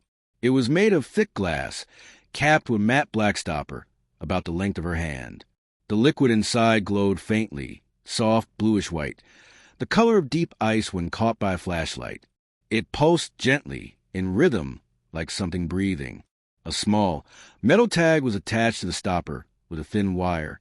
Stamped on it, in clean military font, was a single word, Ward. No accompanying note, no documents, no explanation. She set the vial on her kitchen table, and for a long time, she simply stared at it. The glow was steady at first. Then, almost imperceptibly, it began to fluctuate, 7.2 seconds apart. Her chest tightened. She didn't need to check the clock to know. She moved closer. Her reflection swam across the surface of the glass, fractured and alive. The light within seemed to shift in response, swirling in delicate filaments like microscopic threads of circuitry. For a moment she thought she saw movement, shapes like fingerprints pressing faintly against the inside of the vial. Then she heard it, a whisper, so soft it could have been her imagination, or the faint hiss of air moving through the cracks of an old house. But it wasn't. It had tone. It had intent. "Come back." The words were almost soundless, vocal without a mouth, an echo without origin.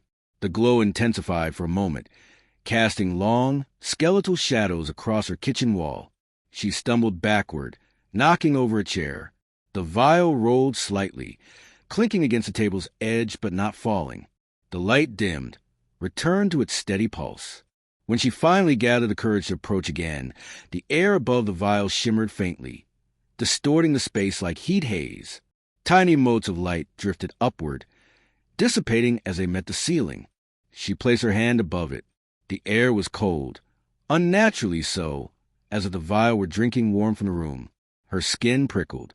The faint hum in the air grew louder, forming a harmonic structure she recognized instantly. Eli's rhythm, 9 beats per minute, 7.2 seconds apart. She whispered his name before realizing it. "Eli." The liquid reacted instantly, its glow brightening, threads of light spiraling faster. Beneath the whisper, a low tone emerged, something too deep for the air to carry. It resonated inside her bones. The room felt smaller, heavier. She fumbled for her phone, intending to record it, but the screen went black as soon as she touched it. Every digital clock in the apartment froze at 3:42. The whisper returned, this time layered. 2 voices speaking the same words at slightly different pitches, perfectly out of sync. "Come back. Come back." And then, softly, "Orbit waits." The glow faded. The vial went still. When she dared to touch it, it was warm, almost alive. The fluid inside no longer moved, but faint traces of her fingerprints appeared on the glass, glowing briefly before vanishing. That night, docked her or placed a vial inside a steel box, sealed it, and buried it beneath her house. But she didn't sleep. At 3:42 a.m., every radio in the neighborhood turned on at once, broadcasting a soft, rhythmic static. She sat up in bed, heart pounding, and for a moment, she thought she could hear breathing through the noise. Her own? No, it was too slow. 9 beats per minute. When she checked the window, the world outside shimmered faintly under the pale light of the half-moon, and in the reflection of the glass behind her stood a man with eyes like liquid silver, smiling faintly, his voice a whisper woven through the static. "We never left. You never did." The anniversary arrived without ceremony. No press releases, no acknowledgments, not even whispers from the few surviving staff who still remembered his name. The date of Eli Ward's disappearance had long been scrubbed from calendars and archives alike. But the sky remembered.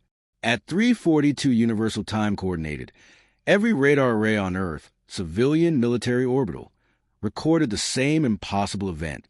A pulse of light, not a flash, not a beam, but a perfectly spherical wave that crossed the planet in a fraction of a second, visible simultaneously across all detection spectrums: radio, infrared, microwave, even deep ultraviolet. It arrived without origin, neither from the sun nor the moon, nor any known celestial body. The pulse carried rhythm. 9 peaks in amplitude, 7.2 seconds apart. Eli's heartbeat. The signature was unmistakable. The waveform matched the biometric trace taken from his final medical readout before he stepped through the steel wall and vanished. For 7.2 seconds after the final peak, every radar screen on the planet went black. Communications satellites lost telemetry. GPS clocks drifted by exactly 0.009 seconds, a temporal displacement too precise to be random. Then, as suddenly as it began, the systems came back online. Every instrument logged the same thing. Source, non-terrestrial. Location, undefined. Duration, 1 cycle. At the Jet Propulsion Laboratory, technicians replayed the signal, assuming interference. But when they converted the waveform to audio, it revealed harmonic undertones. Human frequencies folded beneath layers of static. Slowed 1,000 times, the pulse formed a pattern of modulated syllables. The linguists who listened to it froze. It wasn't noise. It was speech. The translation, rendered from harmonic overlap, produced a simple, chilling phrase: "We never left." The same message that had come from the dark side of the moon decades earlier. The same syntax. The same cadence. But this time, something else followed. 3 faint knocks hidden deep within the waveform, almost lost in the tail end of the transmission.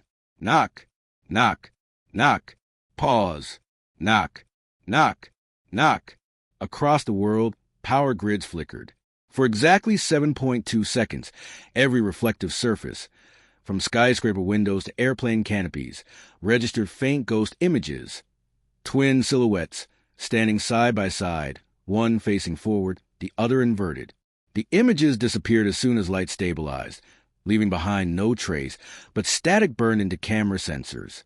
By dawn, military analysts confirmed the pulse wasn't an electromagnetic weapon or solar event.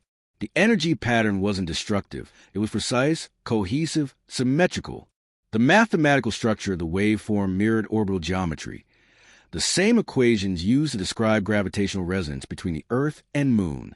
Someone or something had synchronized the entire planet to Eli's rhythm.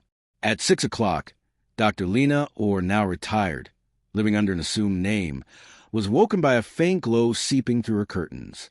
The buried steel box beneath her house, the one containing the vial marked Ward, was shaking gently. She dug it out with trembling hands. The glow inside pulsed in time with the light in the sky outside. Each beat synchronized to the global pattern. The whispers had returned, soft, familiar, layered like a chorus speaking from both sides of the air. Orbit complete. Return signal received. The vial cracked open, releasing a thread of radiant vapor that hung in the air, spiraling upward in delicate loops. The vapor coalesced into a faint outline. 2 figures merging into one, dissolving back into the light. And then, for the briefest moment, the world exhaled. Every radar, every radio, every satellite, all went silent. Not dead, just listening. When the systems came back, one final message had imprinted itself across global telemetry channels, untraceable yet universal, repeating once before vanishing forever. We have reached apogee. The light was gone. The hum had ceased. But somewhere behind the calm face of the moon, something vast had taken its next breath. The night she decided to play it, the house was silent enough to hear its own bones. Rain tapped the windows like soft code. The old reel-to-reel machine, rescued from a storage crate marked Project Orbital Ghost. Audio fragments sat on her kitchen table, humming faintly as if remembering what it was built for. Dr. Lena or hadn't touched the tape in years. It had been recovered from the wreckage of the Wright-Patterson archive after blackout, one of the few artifacts never logged, never copied. The label, written in narrow military script, simply read, E. Ward, final transmission. She threaded the reel carefully. Her hands trembled, but not from fear, something closer to reverence, like touching a relic that might still be alive. When she pressed play, the tape stuttered once, then began to turn. At first it was only static, soft, rhythmic, like the sound of breathing across a great distance. Then, faintly, his voice emerged. Eli!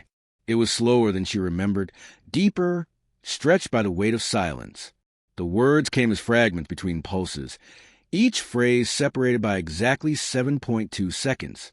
Lena, if you're hearing this, then the orbit held. She closed her eyes. His tone wasn't fearful. It was tender, almost apologetic, as though he were trying to comfort the silence itself. They thought the void changed me. It didn't. The void was empty, but the silence. The tape clicked. The sound warped, momentarily reversing on itself, like the reel hesitated to remember what came next. When the audio stabilized, his voice returned, clearer now.